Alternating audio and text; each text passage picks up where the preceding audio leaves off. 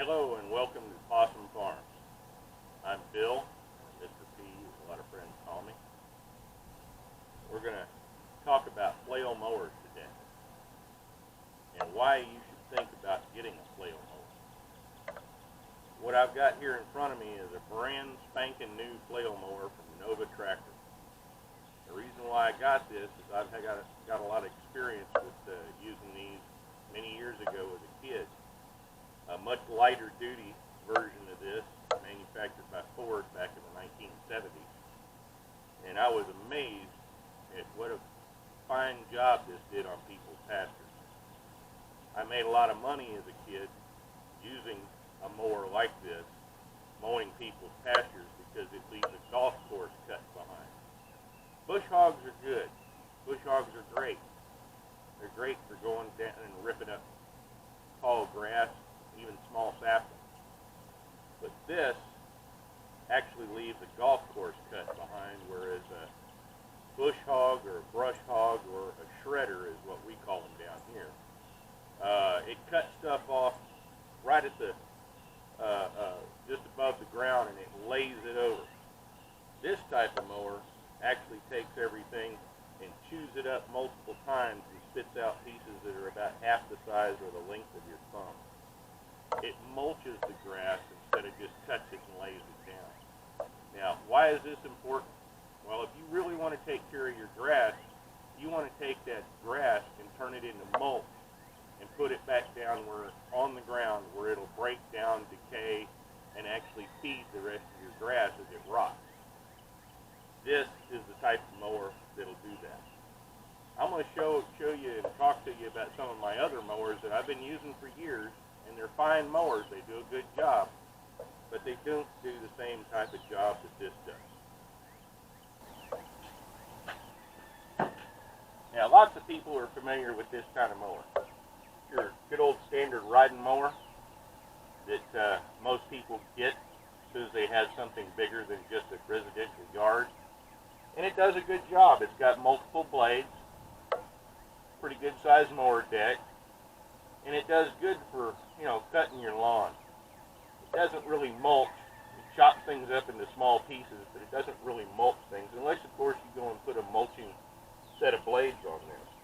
Those are expensive, and personally, I never saw much use for it because the type of mowing that I do covers a wide area, and you got to go really slow with mulching blades because what they do is they cut off and seal up the chute that spits everything out. That's why it keeps everything inside the mower, and it chops it up and it falls out the back rather than going out the chute like normal. It's a good mower, but it doesn't quite do what I needed it to do for my size of place. We've got weed-setch trees, small saplings and stuff growing up out there that's just a little bit tough on this, and I needed something a little heavier duty. Let's go look at the next mower I use.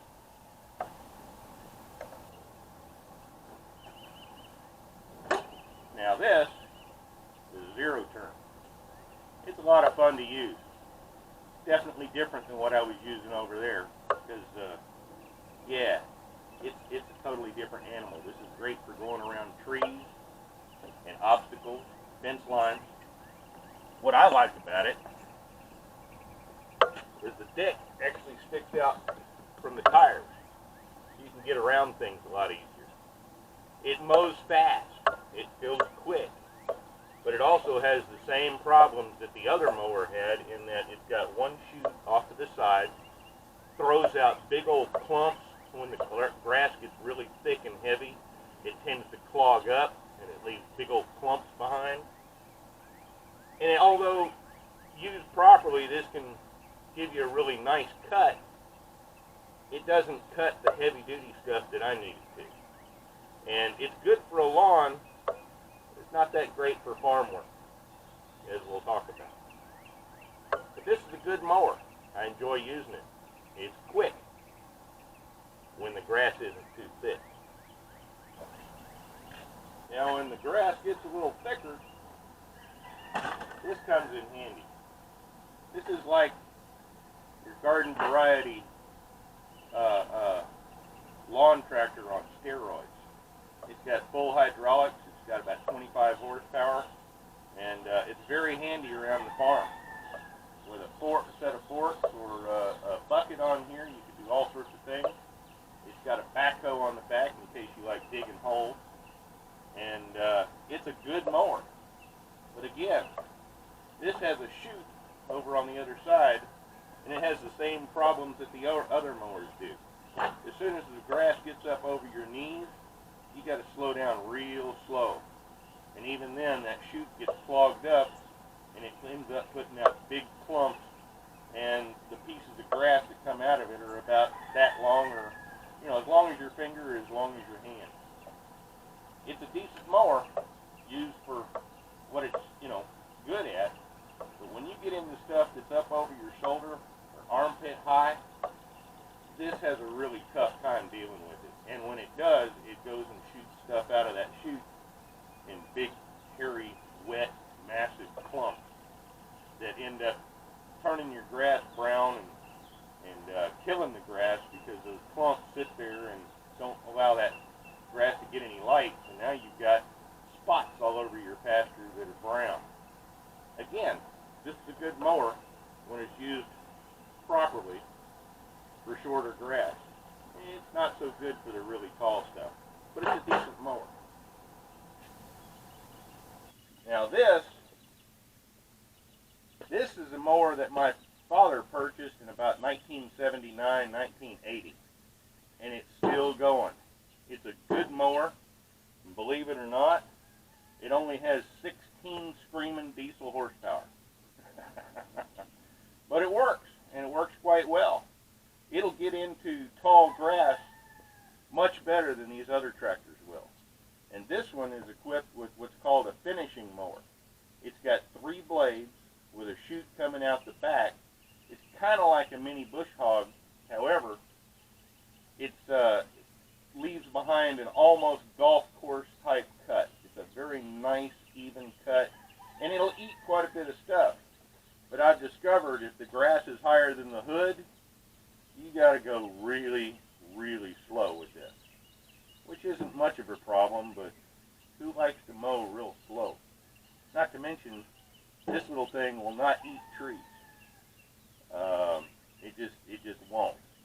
But it does a good job on heavy, thick grass, a better job than some of the other ones over here that I just showed you.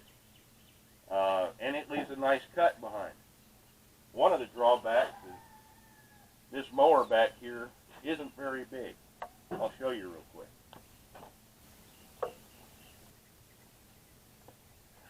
Now this is an old Woods finishing mower. It's actually got 3 blades underneath here, and you notice that the chute comes right out of the back. It's got little chains to keep things from flying out too far, and that's good for safety. It's also got these safety chains on the front. You can use this mower close to people, livestock, and animals a lot better than the other ones that I've shown you, because those sling the stuff out the sides. This one puts stuff out the back, and because of these little chains and guards, you're not going to have stuff flying 100 or more feet out behind you like you would with a big old bush hog. Bush hogs can be dangerous to work around. This does a really nice cut for thick grass and leaves a golf course cut behind. But as you can tell, it's not that big. And it's kind of like nibbling at your pasture little by little. And when the grass gets thick, you got to go really, really slow with this in order to leave a decent cut. But it's a good mower for what it's used for.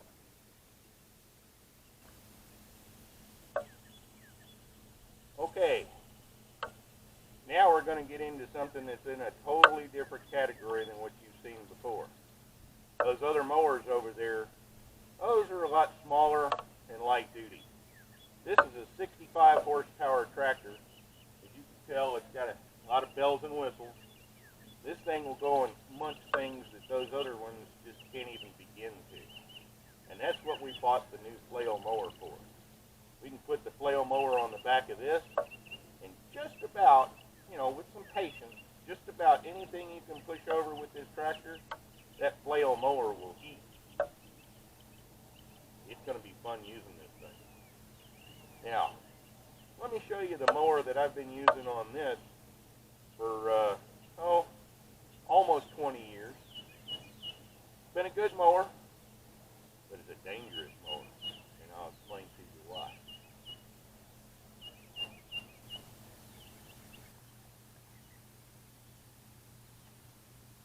Now this has been a trusted friend. This is your standard garden variety bush hog or brush hog mower.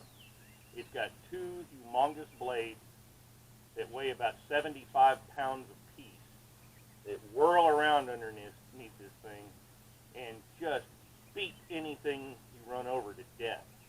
The sides are made out of C-channel. It's extra heavy duty. It weighs an absolute ton. But notice there's no safety chains in the front of this. Back here by this wheel, there's a chute that comes out right here. There's no safety chains on it. So when it hits stuff, it can sling stuff well over 100 feet out behind you. It's definitely not something you want to use around livestock or other people because it can be downright dangerous.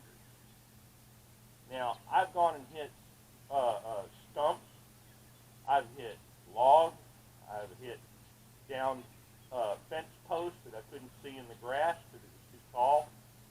And this poor little gearbox right here has been changed out twice because I shattered it. Broke the front shaft out of one of them, and the other one, the actual casing broke from hitting stuff. The reason being is this thing's got two 75-pound blades whirring around, and when they hit something, all of that force is taken up by this gearbox. I mean, it smacks it, and this has to absorb it. It's got a shear pin here that's designed to break if you hit stuff like that. The thing about this, though, is when you hit a log or something, it does not tend to roll over it. It just runs into it and expects to go through it like a bulldozer. The flail mower, on the other hand, when it hits stuff like that, because of the way it's designed, it'll actually come up and over some of this stuff so you don't end up shattering the gearbox, tearing up your drive line, or worse yet, tearing up the actual mower that's underneath. Again, this has been a really good mower for almost 20 years. I've had to put a lot of hours on it. I had to repair it a few times, but usually it works when I need it. Good mower, used properly, but man, it can be awfully dangerous at times, especially if you're not paying attention.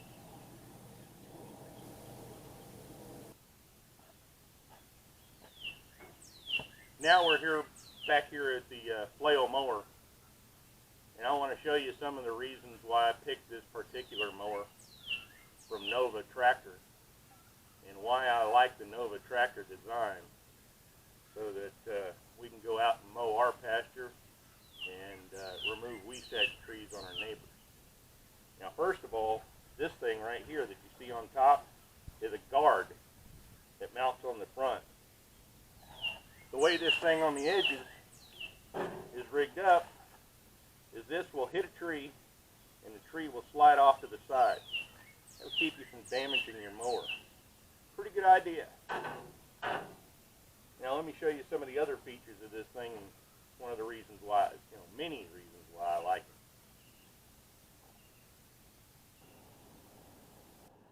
Now, I went and borrowed my wife's kitchen scale just so I can illustrate a point.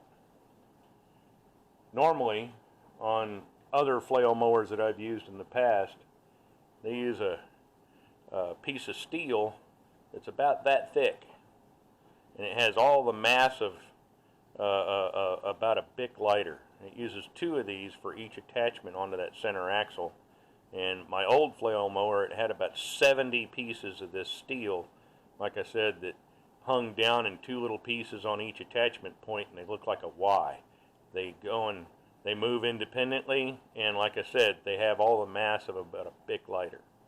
Now, take a look at what I got on my particular model of Nova tractor flail mower. This thing is a substantial blade, and instead of having a straight blade across here, it's got a serrated blade with teeth. These teeth are not necessarily designed to be sharpened, and I don't think you'll have to sharpen them because they're so heavy. These things are going to be really durable. This thing is huge and it's heavy. Now, I'm going to put it on the scale here. 3.315 pounds.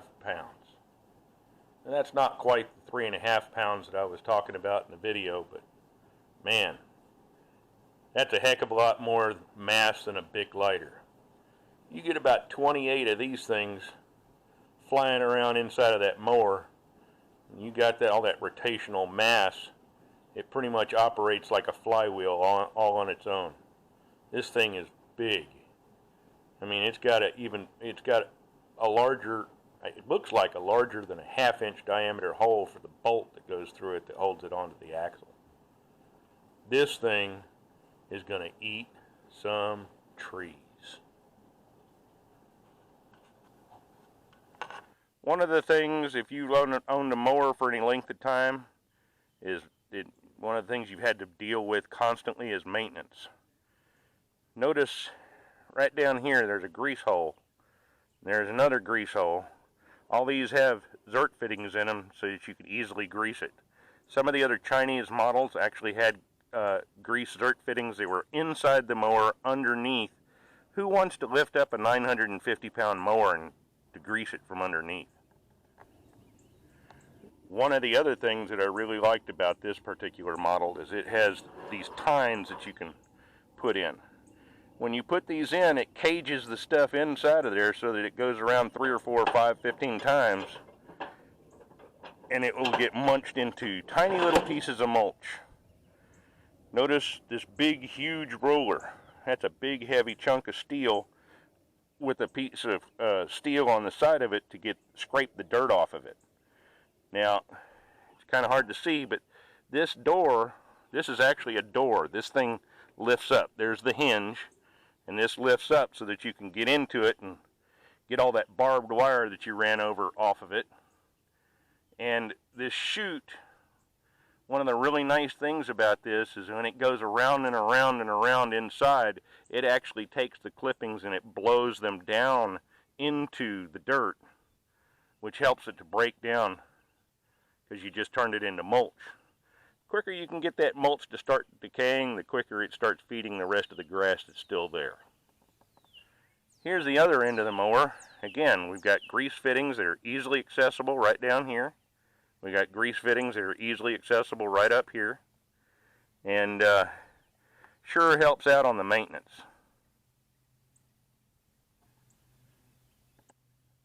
Now here's one of the things I want to make a big deal out of.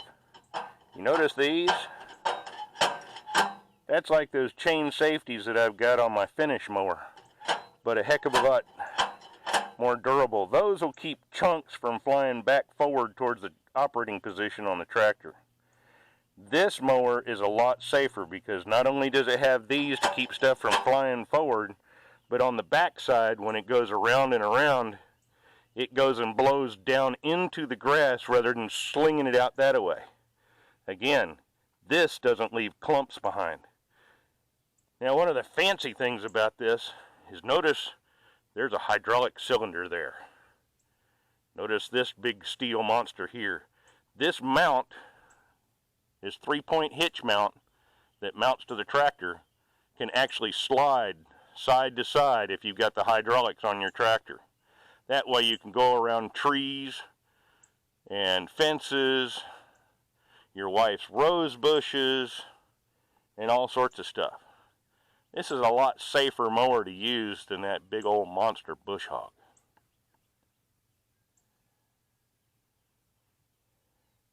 Oh, and before I forget, notice these big old bushings. That looks like it'll hook up to the John Deere quick hitch with no problem. It's got bushings on all 3 points. I think this will work out real well. Notice how beefy that gearbox is. That's an Italian gearbox. They make good gearboxes from what I understand. This thing is going to last a long time. What I think is kind of funny is my dad purchased a flail mower back in 1972, and just in the last couple of years my sister finally sold it after he passed away. And that flail mower that he purchased in the early 1970s is still intact and somewhat functional. The tractor that it was on didn't run anymore, but the flail mower was still intact. I'm hoping that we get that many years worth of use out of this. It is built like a Sherman tank. So, after seeing all this, why would you want to buy a flail mower? They're typically a little bit more expensive than your standard variety bush hogs. There's a reason for that. It's a different design, and it takes special special stuff to put one of these things together. It's got to have really heavy-duty bearings.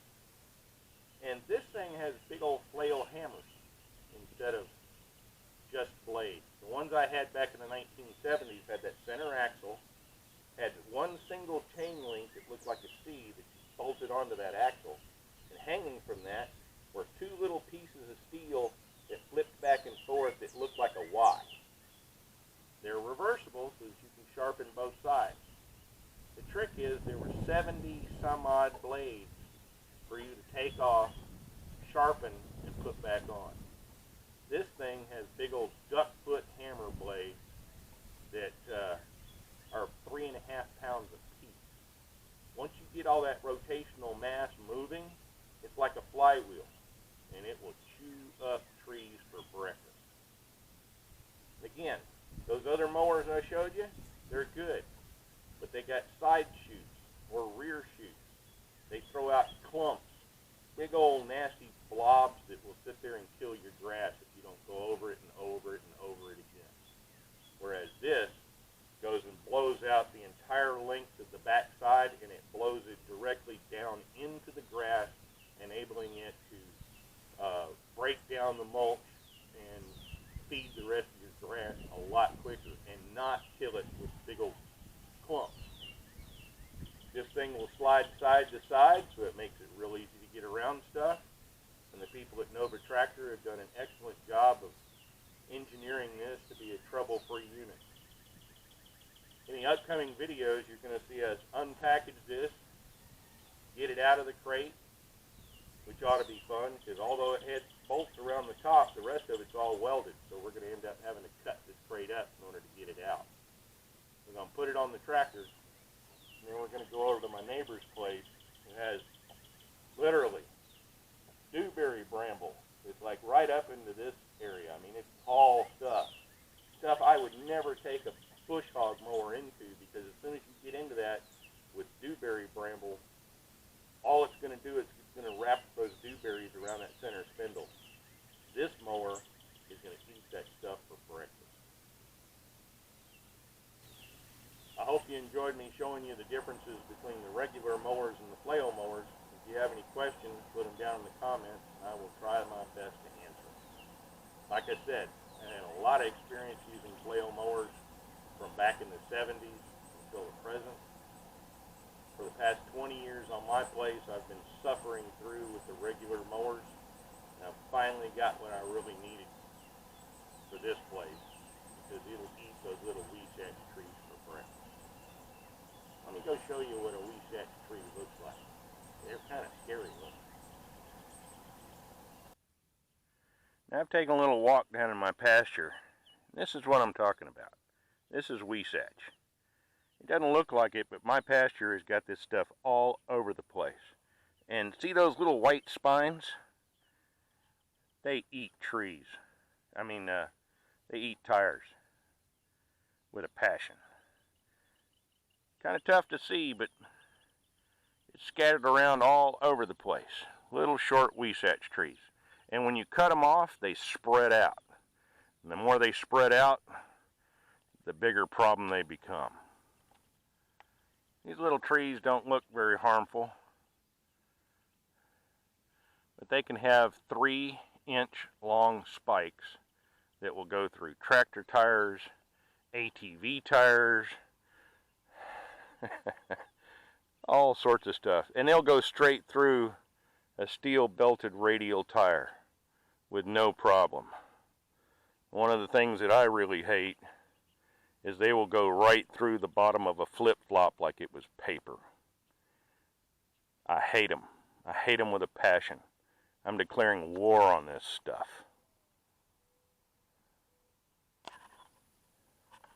Now, just to show you how fast this stuff grows,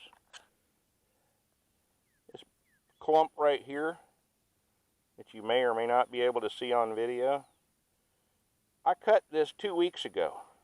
That has grown up above the grass that much in just 2 weeks. This stuff is this weesatch is extremely fast growing, and it's a royal pain in the butt for all the farmers that live around me. The stuff is just taking over.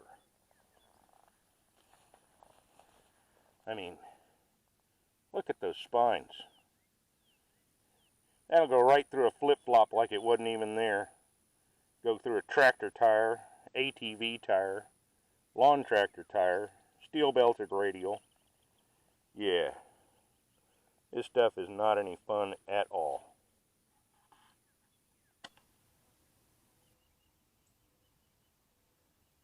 Now, my neighbor has kept horses in this pasture for a number of years. A couple of years ago, she got rid of her horses and hadn't done anything to the pasture. In just 2 years, I don't know if you can see it, but there are weesatch trees over here that are taller than my tractor. And they've appeared just in the last couple of years. It's ridiculous. That's what this new mower and the wood chipper are going to take care of. We're going to turn this back into green pasture again, because her place used to look pretty much like that. Just a couple of years of not mowing, and weesatch is taking over. We're going to do something about that. One of the other points I wanted to make a special point about is, you notice how green and lush this grass is right here? Yeah, it may be a little bit tall, but it's thick. It's healthy. And one of the reasons why it is so the way it is because we mow this at least once a week during the summertime, because it grows and it grows, and the more you mow it, the more you feed it. The more you feed it, the more lush and thick it gets. And this is a properly cared for piece of pasture property right here. It's nice and green and thick and lush. Cows love this stuff. Now I wanted to show you part of my pasture. This is down in my south pasture, and you see these bald patches. These bald patches are actually left over from my shredder or my bush hog. It goes and leaves big clumps behind. It sits here and it kills the grass underneath it, and when it does finally break down, it leaves a nice dirt patch behind, which gives the weesatch a place to take off and grow. If all of this looked like that other piece, the weesatch would have a hard time growing, because all the water and nutrients are being taken away by the grass. Weesatch loves these bald patches, and we're doing everything we can to get rid of them. The good old tried and true bush hog is a good mower, but when it leaves patches like this out in your pastures, it doesn't look good. And it's not healthy for the pasture. Well, thanks for watching my video. Appreciate you checking it out. And hopefully you've gotten some information about why you should buy a flail mower.